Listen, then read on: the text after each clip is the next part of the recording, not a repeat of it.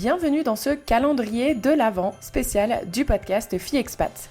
Chaque jour, du 1er au 24 décembre, nous vous emmenons à la découverte d'une nouvelle destination à travers les yeux de femmes expatriées. Que vous soyez en train de planifier votre prochain voyage ou que vous résidiez déjà dans l'un de ces pays, vous trouverez ici des conseils pratiques et des idées pour explorer des lieux uniques et authentiques. Installez-vous confortablement et laissez-vous guider à travers ce tour du monde quotidien. Coucou Kelly, bonjour à tes auditeurs. Je m'appelle Christelle, j'habite en Nouvelle-Zélande depuis 6 ans et aujourd'hui je vais vous parler des 5 endroits, des 5 choses à faire vraiment incontournables pour moi quand on vient en Nouvelle-Zélande. Je vais commencer par l'île du Nord et je vais vous parler de la ville de Rotorua. Rotorua, c'est une ville qui est riche en activités géothermales. Il y a beaucoup de géothermie dans le sol de cette ville, ce qui fait qu'il y a de magnifiques parcs à visiter dans lesquels il y a des lacs, des sources d'eau chaude, mais les lacs ont des couleurs magnifiques, quoi, genre vert, bleu, c'est sublime. Il y a aussi des espèces d'endroits, des bains de boue, naturels qu'on peut se faire parce que du coup il y a de la boue qui sort du sol et c'est vraiment juste magnifique. Les décors sont vraiment magnifiques dans ces parcs-là. Le seul point négatif, c'est que ça sent beaucoup le soufre et donc ça sent pas très bon dans cette ville, mais sinon c'est une ville qui est très chouette. À côté de ça, c'est une ville qui a gardé en fait une grosse partie de la culture maori. Et du coup, c'est vraiment chouette parce que on peut apprendre sur leur culture. Il y a aussi il y a plein d'endroits de points d'intérêt où on peut apprendre sur la culture maori. Il y a aussi beaucoup de personnes maoris qui habitent dans cette ville. Et dernier point, c'est une ville dans laquelle il y a pas mal de choses à sensations fortes, des activités, de l'aventure et tout ça. Donc, c'est une ville vraiment qui vous séduira si vous vous rendez en Nouvelle-Zélande. Ensuite, on va basculer sur l'île sur laquelle j'habite, donc l'île du Sud. Et on va commencer par le nord de l'île du Sud. Je vais vous parler du parc national d'Abel Tasman. C'est un parc qui s'étend le long de la mer Tasman, qui est connu pour des plages paradisiaques. Mais quand je dis paradisiaque, c'est vraiment paradisiaque, c'est magnifique. Et c'est un parc qui est uniquement accessible à pied, ou en bateau ou en kayak. Et du coup, en fait, il faut s'imaginer que la rando, par exemple, si on décide de le faire à pied, c'est une rando qui est tout proche du littoral qui est complètement sauvage. Et on peut voir des dauphins, des otaries, des pingouins. Enfin, c'est magnifique. Genre vraiment, c'est sublime.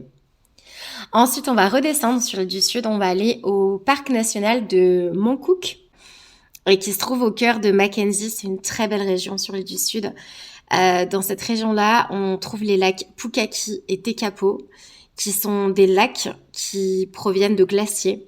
La couleur est d'un bleu cristallin magnifique qui va changer, varier selon du coup les nuages, la météo, etc.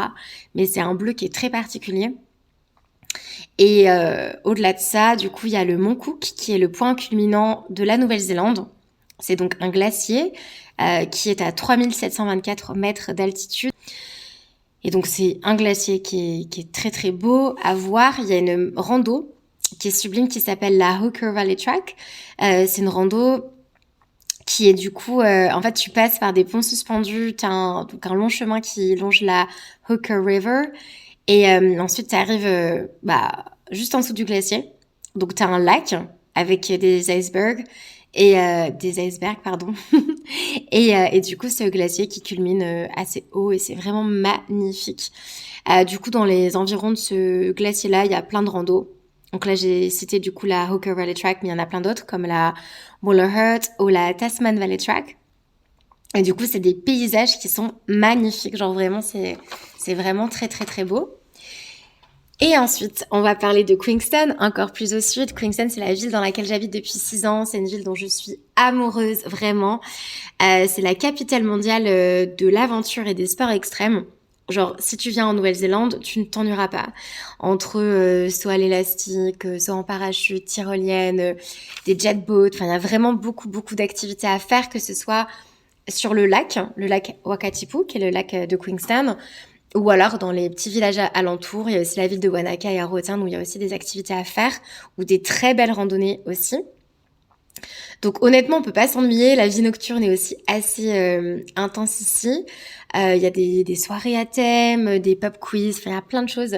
Donc Queenstown fait vraiment genre le bonheur des voyageurs, je pense, que ce soit de par les sensations fortes ou la nature et les nombreuses randos autour. À savoir qu'aussi l'hiver, Queenstown se transforme en station de ski. Il y a 2 montagnes, la chaîne des Remarkables et Coronet Peak, qui sont du coup 2 montagnes autour de Queenstown. Et du coup, voilà, c'est aussi connu pour la montagne. Et à savoir qu'au bout du lac de Queenstown, c'est Glenorchy. Et que ce soit à Glenorchy ou à Queenstown, il y a eu de nombreuses scènes du Seigneur des Anneaux qui ont été tournées. Donc, pour les amateurs de cinéma et de ces films-là, je pense que c'est un endroit vraiment à visiter. Et ensuite, le dernier endroit dont je vais vous parler, c'est Milford Sound, qui se situe, donc c'est un parc national qui se situe dans le Fiordland, donc c'est au sud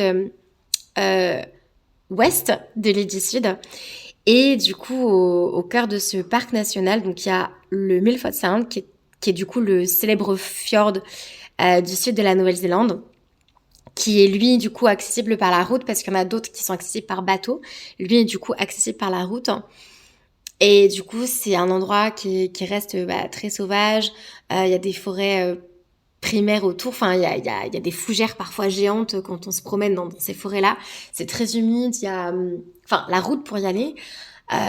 Il y a vraiment des randos magnifiques. Et une fois qu'on est du coup sur le fjord et qu'on fait une croisière sur le fjord, il y a des cascades mais impressionnantes. Et c'est magnifique. On peut aller jusqu'à du coup l'embouchure avec la mer Tasman. Et vraiment, les paysages sont exceptionnels. Je sais pas si les personnes qui m'écoutent ont déjà fait un fjord, mais c'est vraiment impressionnant et c'est vraiment magnifique. Et sur cette fameuse route qui mène à Milford Sound, vous apercevrez sûrement des petits kéas. C'est une espèce de perroquet natif de la Nouvelle-Zélande. Ils sont très curieux et peu craintifs. Et du coup, en général, ils viennent un petit peu regarder ce qui se passe, se poser sur ton appareil photo si tu le poses sur le côté ou venir sur ta voiture. Enfin bref, c'est trop chouette. Donc voilà, c'est un petit peu ce que je conseillerais du coup en Nouvelle-Zélande. Après, il y a tellement d'autres choses à faire. Mais ouais, non, c'est un pays qui est vraiment très très beau, que je vais quitter prochainement d'ailleurs. Parce que c'est tellement loin de la France que la distance commence à être difficile à gérer et à supporter. Mais vraiment, c'est un pays que je recommande vraiment à tout le monde parce que c'est magnifique. Merci d'avoir voyagé avec nous aujourd'hui. Si cette destination vous a inspiré et que vous souhaitez en savoir plus, vous trouverez le lien vers l'épisode au complet dans la description. À demain pour une nouvelle destination dans notre calendrier de l'Avent spécial Filles Expat.